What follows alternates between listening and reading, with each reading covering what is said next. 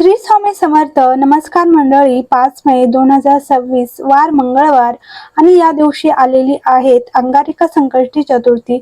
प्रत्येक महिन्यामध्ये संकष्टी चतुर्थी येते आणि प्रत्येक चतुर्थीचा महत्त्व देखील वेगवेगळे असतात.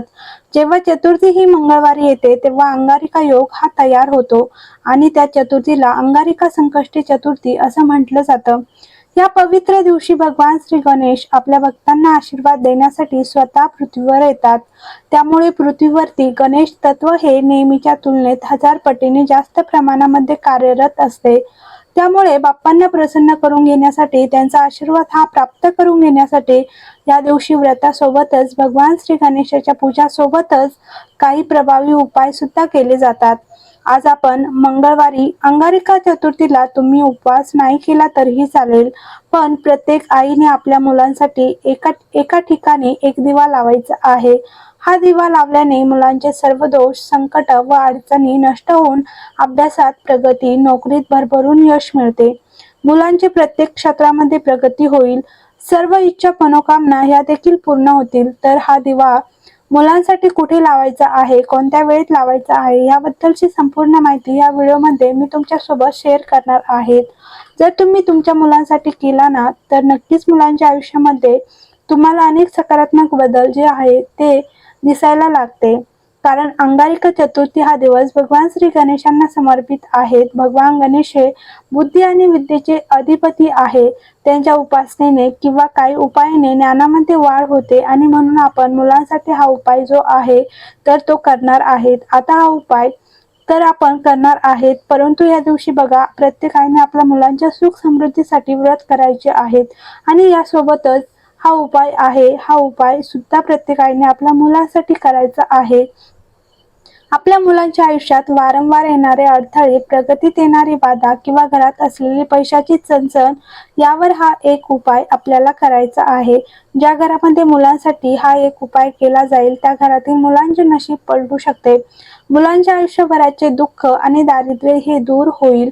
अंगारिका योग जो आहे तर तो मुलांच्या शैक्षणिक प्रगतीसाठी, त्यांच्या आरोग्यासाठी खूप महत्त्वाचा आणि अत्यंत प्रभावी मानला जातो. अनेक वेळा असं होतं की आपल्या मुलांना नजर लागते आणि मग अभ्यासात त्यांची एकाग्रता होत नाही आणि मुलं सतत चिडचिड करतात. अशा वेळी आईने केलेला हा एक छोटासा उपाय मुलांसाठी सुरक्षा कवच ठरू शकतो. उपाय तुम्हाला सांगणार आहे, तर हा उपाय एक प्राचीन शास्त्रातील आहे. जेव्हा तुम्ही हा दिवा मुलांसाठी लावणार आहे तेव्हा त्या दिव्यासारखा लख प्रकाश आपल्या मुलांच्या जीवनामध्ये येणार आहेत. तर हा उपाय जो आहे तर तो आपल्या अंगारिका चतुर्थीला सकाळी किंवा संध्याकाळी करायचा आहे. जर तुम्ही हा उपाय सकाळी करणार असेल तर सकाळी 9:30 वाजेच्या आत दिवा तुम्हाला लावायचा जास्तीत जास्त प्रयत्न करायचा आहे.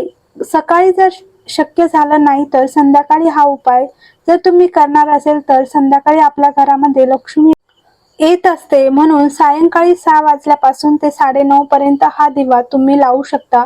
या दोन वेळा तुम्हाला सांगितल्या, सकाळ आणि संध्याकाळ, ह्याच वेळेमध्ये हा उपाय आपल्याला करायचा आहे. या वेळेमध्ये आपण हा उपाय जर केला तर याचा आपल्याला खूप अधिक पटीने फळ प्राप्त होते आणि आपण दिवा सुद्धा दुपारी कधी आपल्या देवघरामध्ये लावत नाही, एकदा सकाळी किंवा एकतर संध्याकाळीच लावत असतो.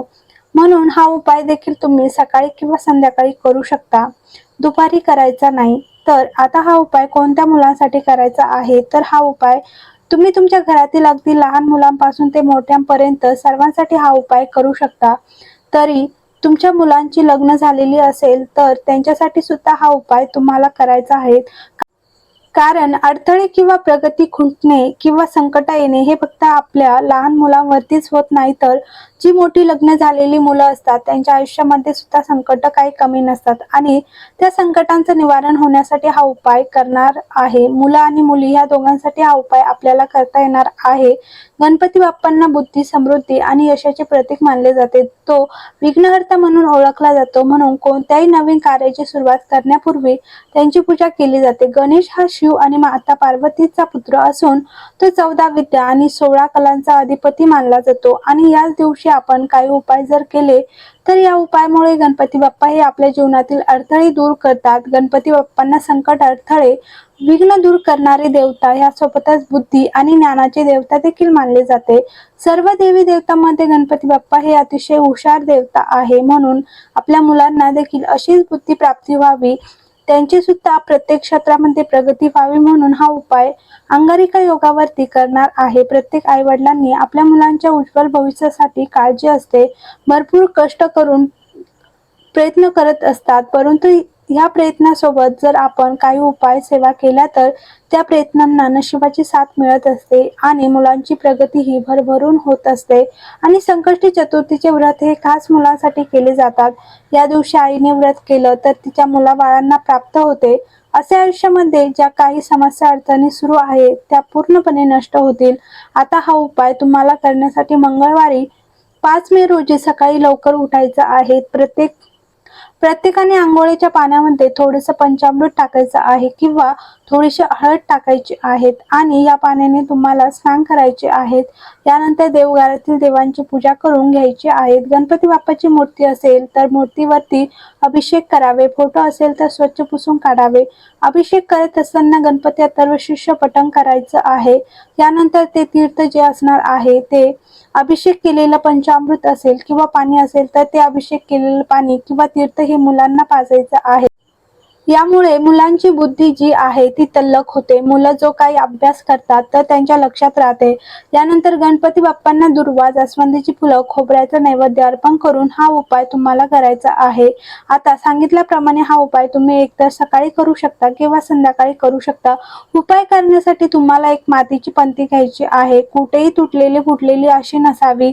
एक चांगली अशी मातीची पंती घ्यायची आहे. जुनी असेल तरीही चालेल, फक्त फुटलेली घ्यायची नाही, कारण गणपती बाप्पाच्या पूजेमध्ये खंडित वस्तू चालत नाही, म्हणून अखंड वस्तू घ्यायच्या असतात. त्यानंतर त्या पंतीमध्ये तुम्हाला मोहरीचं तेल घालायचं आहे. जर तुमच्याकडे मोहरीचं तेल नसेल तर जे तेल आहे ते तुम्ही घालू शकता, परंतु प्रयत्न करा की त्या दिव्यामध्ये मोहरीचं तेल असेल. त्यानंतर आपल्याला त्यामध्ये चिमूटभर पिवळी मोहरी टाकायची आहे. पिवळी मोहरी नसेल तर मग तुम्ही थोडीशी काळी मिरी टाकली तरीही चालेल. यानंतर एक प्लेट घ्यायची आहे. प्लेटमध्ये तुम्हाला हळद, कुंकू आणि तूप मिक्स करून एक स्वास्तिक काढायची आहे. त्या स्वास्तिक वरती हा दिवा आहे तर हा आपल्याला ठेवायचा आहे.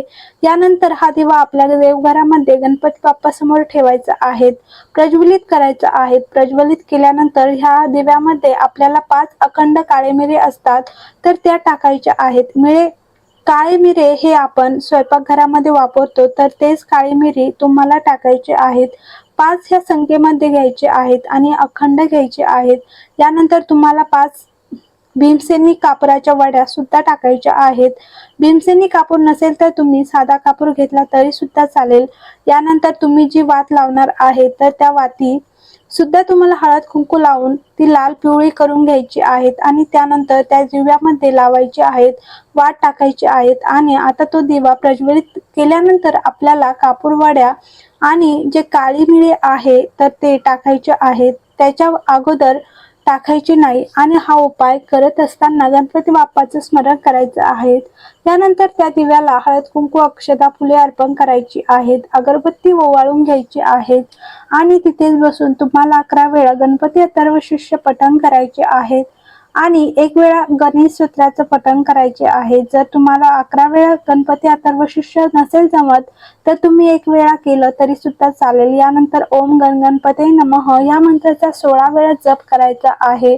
दोन्ही हात जोडून मुलांची प्रगती होण्यासाठी मनोभावे भगवान श्री गणेशांना प्रार्थना करायची आहेत. आणि आता हा दिवा तुम्ही अंगारिका चतुर्थीच्या दिवशी लावल्यानंतर तुम्हाला कंटिन्यू पुढे 21 दिवस हा दिवा आपल्या मुलांसाठी लावायचा आहे. 21 दिवस तुम्हाला दिव्यामध्ये जे काही काळे मिरे आहेत तर ते बदलायचे आहेत, एखाद्या डब्यामध्ये घ्यायचे आहेत. आणि आता त्या डब्यामध्ये हे सगळे काळे मिरे आहेत ते साठवून तुम्हाला ठेवायचे आहेत. दिव्यामध्ये तुम्हाला दररोज नवीन वात लावायची आहेत. कापूर वड्या ज्या असतात तर त्या विरघळून जातात. त्यामुळे कापूरवाड्या तुम्हाला बदलण्याची गरज नाही आणि कंटिन्यू तुम्हाला 21 दिवस हा उपाय करायचा आहे. आणि 22व्या दिवशी जे काळे मिरे तुम्ही साचून ठेवलेले आहेत, दररोज बदललेले ज्या काही वस्तू असणार आहेत, तर त्या तुम्हाला सर्व एका भांड्यामध्ये घ्यायच्या आहेत.